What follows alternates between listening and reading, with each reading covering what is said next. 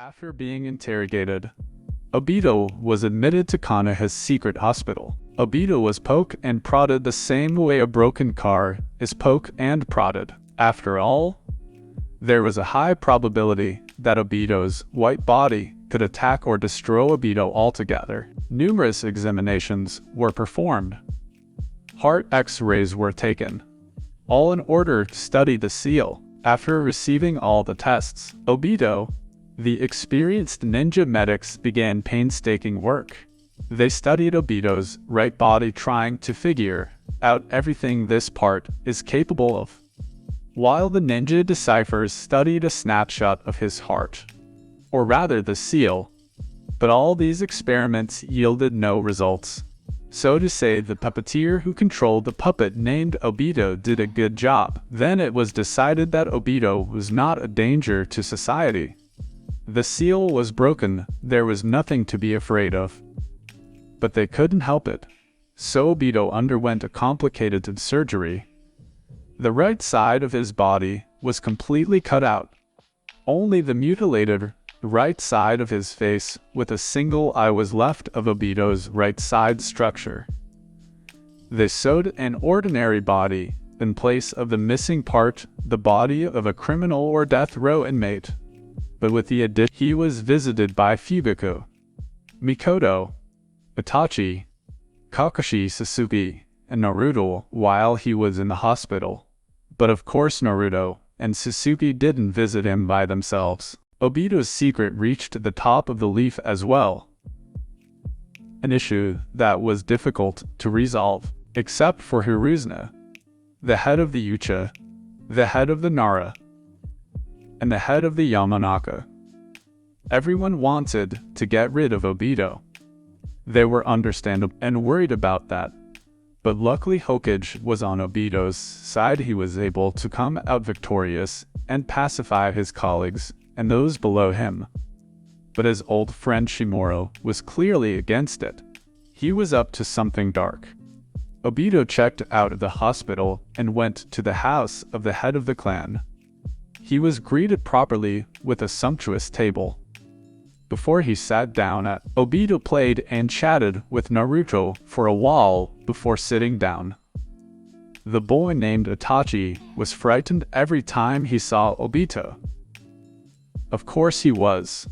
His face was covered in rocks. When Obito saw the boy's frightened face, he tried to cheer the boy up, and he succeeded. After celebrating Obito's return, Obito did not intimidate Itachi with his presence.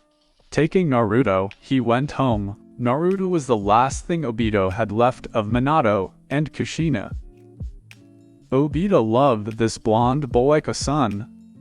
But here he was afraid that Naruto might misunderstand and not forgive his guardian for the deeds he had done, even though Obito had nothing to do with it.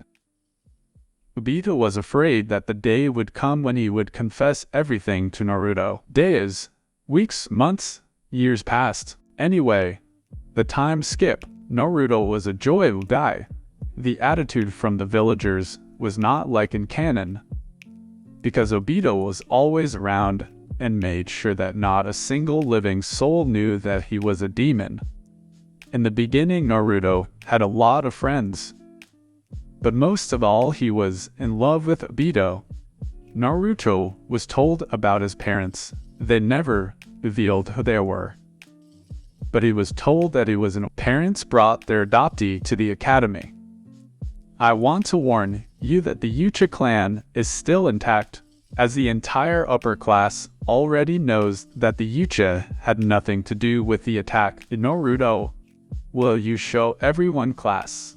Asked Uchiha with a smile on his face. Yeah, said the blonde man, smiling back at the smile. Go on then, said the guardian as he stroked his hair. He left, and Obito just glanced at him and disappeared. Meanwhile, at the Hokage residence, Obito's appearance is almost forgotten. Wears a shinobi costume with a chunin vest and the exact same mask as Kakashi's. Except there is a huge difference. If Kakashi's mask covers the I considered to be the most strongest doryus, Obito's would be more pitiable, because his left eye, or rather, his left void instead of his eye. You summoned the Hokage-sama. Obito arrived by order and bowed as a sign of respect and obligation. "How is Naruto doing?" He asked Hiruzuna, standing with his back to Obito looking out the window. He was accepted to the academy.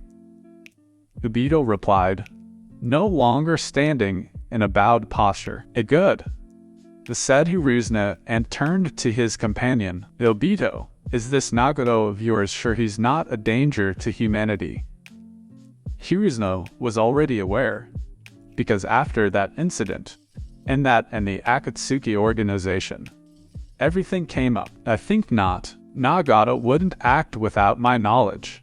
If he did act on his own, we'd know," said Obito, comforting Hiruzuna's worries. "It's true. You go ahead." "Got it," said Obito, and disappeared. Sandaim's thoughts, "I don't like this. Let's move on to the academy. A lot of students entered this year. Well, we studied the 30 students that everyone is interested in. Not all of them, of course, but only the ones that everyone knows. And the rest we just ignore and cross out." The children took their seats and waited for the teacher. The class was noisy. Of all could be noted Naruto, who was quick and very nimble, Sakura, and Ino. These girls are friends, already friends or have been friends since the very early years. These girls also became a source of noise, but all their noises were made because of the kid who was the most serious and didn't behavior. He was in the realm of Morpheus, and the other was eating chips.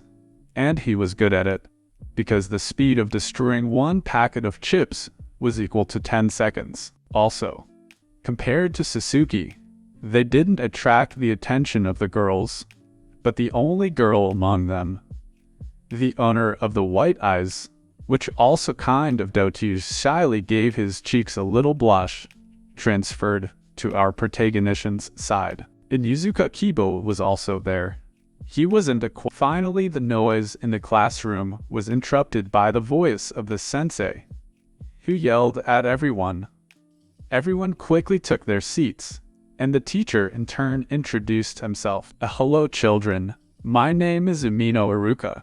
I'm your class teacher, and I'll be teaching you theories and practices from today. I love ramen. My dream is to continue working at the academy and raise worthy shinobi. Now I'm going to do a roll call. From you I want you to tell me briefly about yourselves." The sensei introduced himself and pulled out a class magazine. Opening it, he started calling one by one. Uborami Shino, a boy in black glasses, with a creepy outfit and hairstyle, stood up. "Uborami Shino, I love my bugs. I plan to protect my comrades. And I want to be a good shinobi." The class could barely contain their laughter.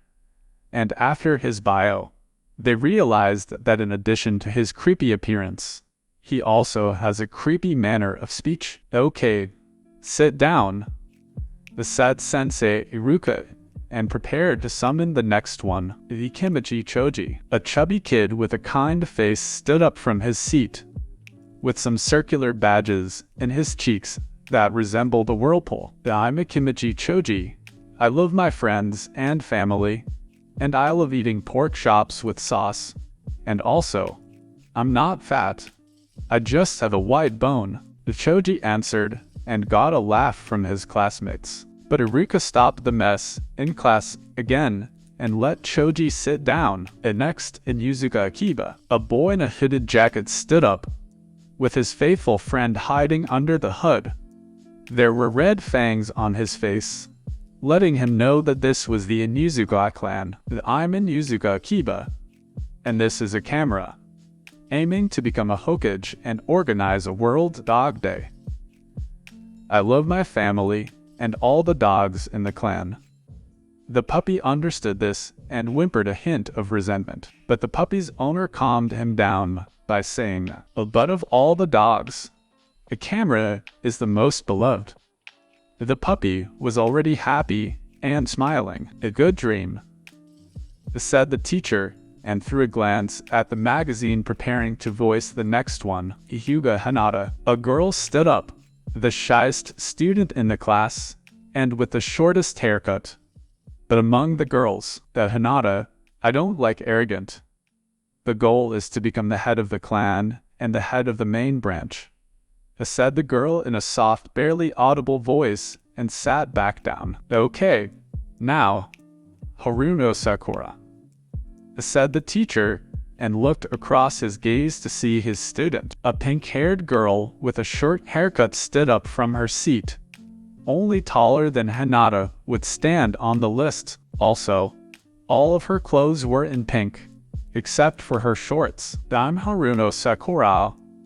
Love One abruptly looked at the brunette and blushed, then continued what she started. "It aimed to become a strong kunachi." "Okay, you may sit down," the sensei pronounced, and immediately, without looking at the magazine, summoned the next student. Or rather, the next student. Yamanako Ino, the prettiest girl in the class, stood up from her seat. "This is my personal opinion." She was a blonde, with long hair reaching almost to her knees. A rival and a friend of Sakura's at the same time. "I'm Yamanako Ino. I love One too," she said, shifting her gaze to the same one that Sakura had looked at earlier. "I like flowers and dream of opening my own flower store." "I don't like Sakura," said the blonde, taking a seat and looking at Sakura in a hostile manner, lustfully catching the uchiha with her eyes. "Okay, Nara Shikamura," said sensei. No one said anything back. Ruka repeated, "It is Nara Shikamura here." The lazy Nara was napping on the last desk without a care in the world.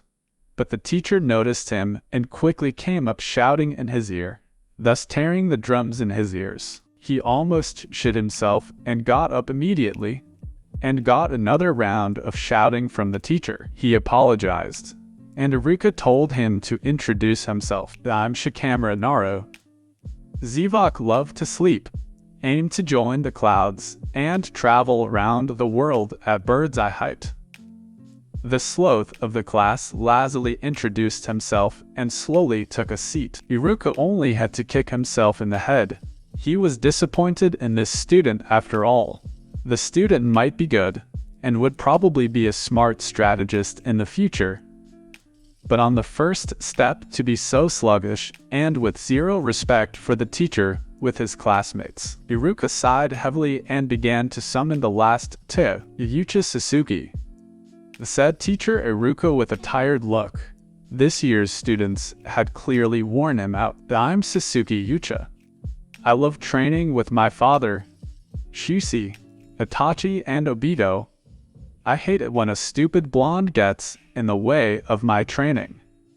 In response, the blonde man voiced his displeasure. Sasuke didn't pay attention and continued his story. How can he even be Obito-san's son? Anyway, Obito went to visit his hometown very often. There Naruto and Sasuke met each other. But Sasuke was not happy with Naruto, because the only one who had distinctive forms from the clan was Naruto. Sasuke, the woodpecker, didn't want to accept him as a family member and as a friend. "All right, sit down, Sasuke," said Iruka, and the turn came to the very last student. The fun-loving and good soul of the class got up from his seat. "I'm Uzumaki Naruto," said the blonde, and looked at Sasuke. "I want to be strong like my father Uchiha Obito. My dream is to be friends with Sasuke. I don't know why he doesn't like me so much. I guess I haven't done anything bad to him. I don't know why he doesn't like me so much.